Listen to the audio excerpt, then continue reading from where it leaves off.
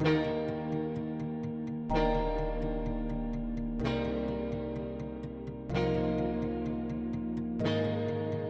was very easy to work with, always very much of a team player, never dominating, and so we always had good fun carrying out projects and working together to get the technical work done. He never was one to sit in his office and expect people to get the job done. He was one to roll up his sleeves and be part of the team. He was quiet, he was resolute. There was something about him that you knew this was a very dependable personality. He was a man of integrity. He had a wonderful communicating skill. He could relate to people very easily. Jack McOuat was born in Toronto and graduated from the University of Toronto.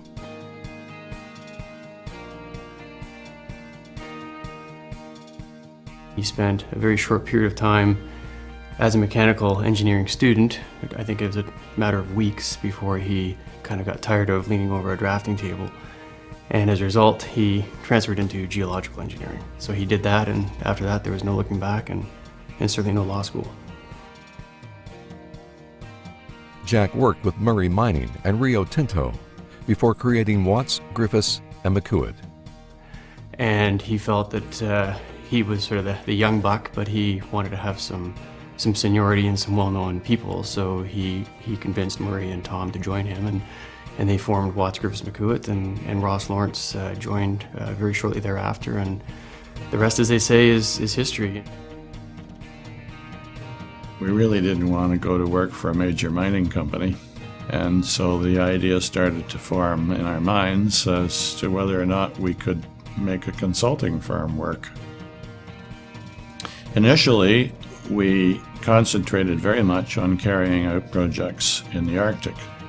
Each of us had a lot of experience in operating in that part of the world where there was practically no infrastructure. And so we were good at logistics and putting these projects together.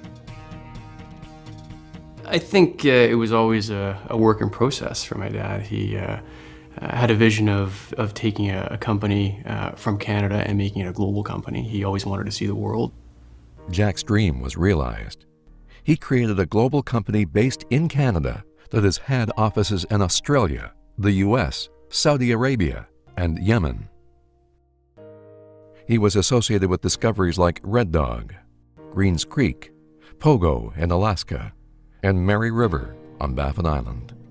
Our biggest success, I guess, was in Saudi Arabia. We presented a proposal back in the early 1970s to answer a request for proposals that had been issued by the mining branch of the Ministry of Petroleum and Mineral Resources, which was at the time seeking to employ the Saudi geologists who were starting to be graduated and to generally turn that segment of the government into a working, effective department. What started as a 4-year contract in Saudi Arabia turned into a 14-year engagement. Jack's was a life of adventure.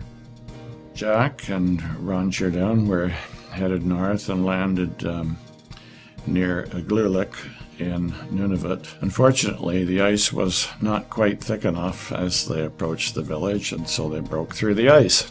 As they got about 150 feet away from the shore, the ice gave way and the plane sunk, and it went down sort of to the level of the wings. They managed to scramble out and get themselves to shore, and they had the presence of mind to actually go and try to save the plane, and the way they did that was by putting some wooden struts underneath the wings to prevent it from falling all the way through the ice.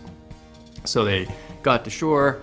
Over the next couple of days, they managed to actually figure out a way to get the plane back out using tidewater.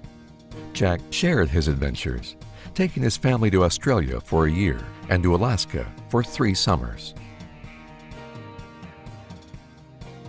Jack McOuat served on the boards of many of Canada's prominent mining companies and was a director of the Association of Professional Engineers of Ontario.